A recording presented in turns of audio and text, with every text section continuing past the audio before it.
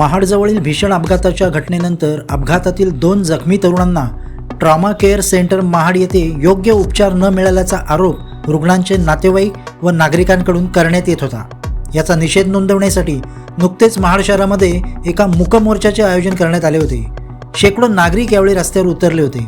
जनमानसातील हा असंतोष पाहून राज्याचे कॅबिनेट मंत्री नामदार भरतशेठ गोगावले यांच्या प्रमुख उपस्थितीत महाड तालुका आरोग्य विभागाची एक तातडीची बैठक गुरुवार 9 जानेवारी 2025 रोजी शासकीय विश्रामगृह महाड येथे आयोजित करण्यात आली होती।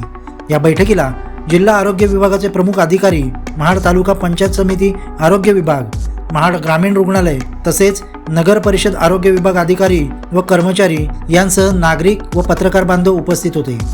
उपस्थित नागरिकांमार्फत अपघातातील तरुणांना वेळीच योग्य उपचार न मिळाल्याचा पुनरुच्चार करण्यात आला।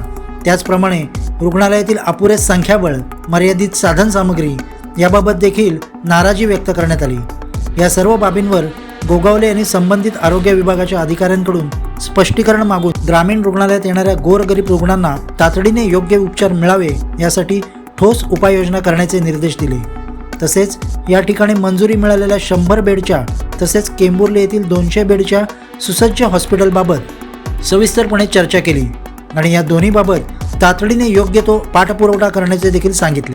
महाड ग्रामीण रुग्णालयाजवळील 100 बेडच्या हॉस्पिटलसाठी लवकरात लवकर पाठपुरावा करून लवकरच या कामाचा शुभारंभ करण्याचा विश्वास त्यांनी या निमित्ताने व्यक्त केला।